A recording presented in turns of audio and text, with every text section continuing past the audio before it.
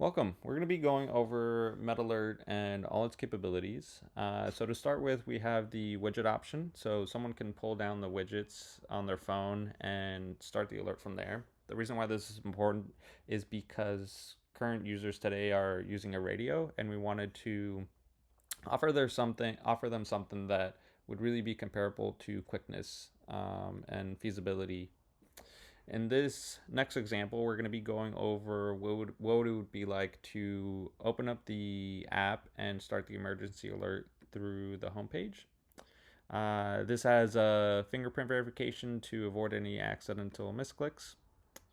The caretaker would call a code blue, and there is a timer at the bottom in case really that's all they get to do, because they then have to rush to help the specialist having the seizure. So we want to be mindful of them and how many clicks they have to do to activate the full alert. If they try to turn out their location, we really warn them against that, as it makes it harder for support to find them. And this animates down to show them where they can find the details again.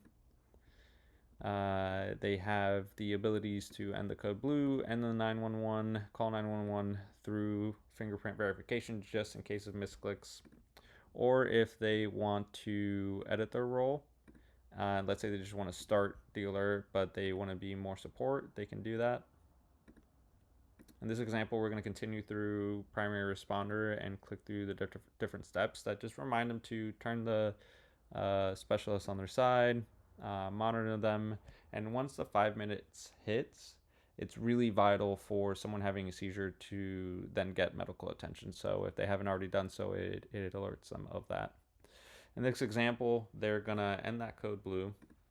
They're gonna start the report, and this just gives them some metrics. They can start the general survey and click through some of these responses, say who they were, what sort of emergency it was, and if they have any questions on it's a first time user and some of these questions are a little bit hard, they'll have some clarification there. There's also the written report, which they can use voice to text to again speed up the process of filling this out. And once they submit both, they can submit the report, review one last time everything that they filled out, and hit submit. Takes them back to the home page. The last part is showing what it would be like for a support role. They would get this Amber Alert style alert pop up on their phone. They can accept that support role if they're capable of, open up the alerts details and see where they are in comparison to that primary responder. So they also have the same capabilities with 911 and ending the code blue. But in this example, the support role runs into the room, realizes what's going on, and starts looking up their profile to see what sort of allergies or conditions they might have.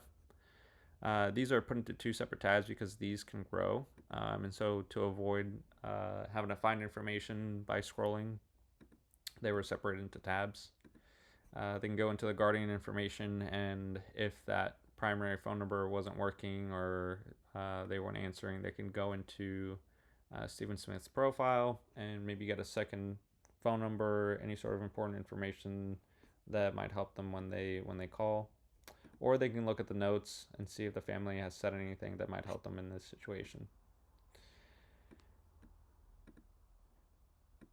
In the end, if a primary responder ends the code blue, everybody would be alerted of that.